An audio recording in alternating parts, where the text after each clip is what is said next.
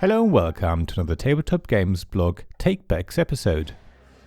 A small queue of customers was waiting outside. It was our opening day. We had our tea ready and some bits in our pantry, but still had to buy the flavours, which we want to get fresh from the market during the day, so that every tea would taste fresh and our customers would be happy. Everyone was nervous, but there was nothing for it. We had to open up and start serving chai by Steep Games. I reviewed the game a year and a half ago now, see a link in the description below, based on a print and play version which my wife and I used to playtest the game. Our names are on the chai box. But now I have the final copy in my hand and played it again a few more times with slightly tweaked rules. So let's see if my opinion of the game has changed in any way. First of all, I backed the Kickstarter deluxe level, so the components I received are luxurious indeed.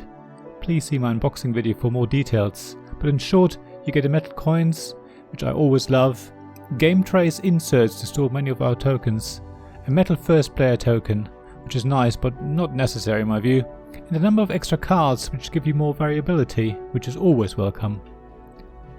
After sorting out the components and setting up the game, my wife and I took a little while to remind ourselves how it all worked. I must say, the rulebook was really helpful, but I got a bit confused because the deluxe edition contains extra tokens and cards, which the rulebook doesn't mention, so I wasn't sure what to do with them. However, with that behind us, my wife and I quickly got back into the gameplay, and after a couple of rounds everything flowed really nicely.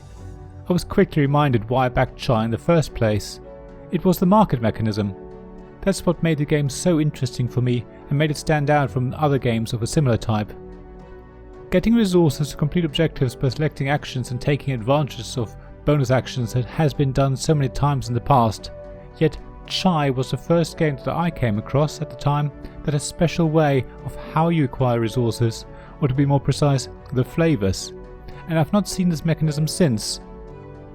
It's a bit hard to describe, but the market consists of 4 rows with 6 randomly selected flavour tiles, which are wonderfully chunky plastic tiles that make a satisfying clattering sound as you mix them in their cloth bag, and which come in 6 different colours, each with a relevant artwork not purely printed on, but somehow fused to the tile for extra durability, representing the 6 different flavours you may need in the game.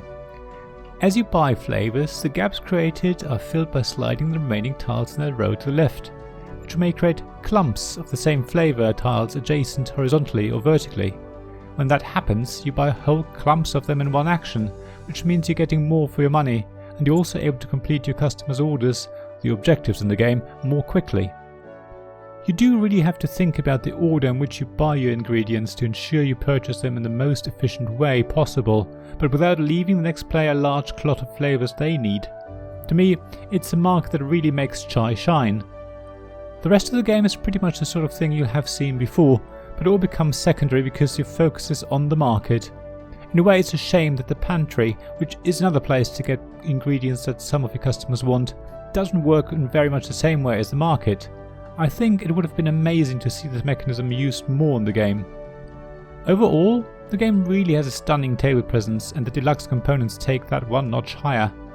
The chunky tiles are amazing. The dual layer market board means the flavour tiles easily slide along without going everywhere.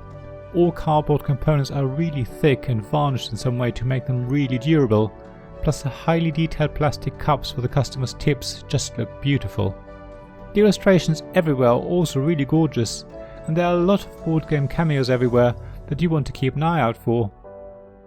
It is a real pleasure to play chai, and an almost relaxing affair if it wasn't for the market which makes you stew over your choices for a while. There's enough variability in the game to keep you busy for some time, especially the always shifting market. There's also a cooperative and a solo mode for chai, which will be worth trying out.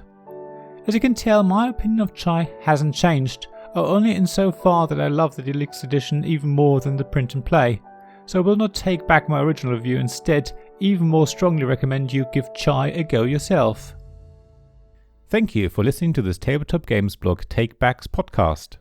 Please check the description below for links mentioned in this episode, as well as to the written version of this article on the blog. If you enjoyed this episode, please subscribe, give us some stars or leave a review.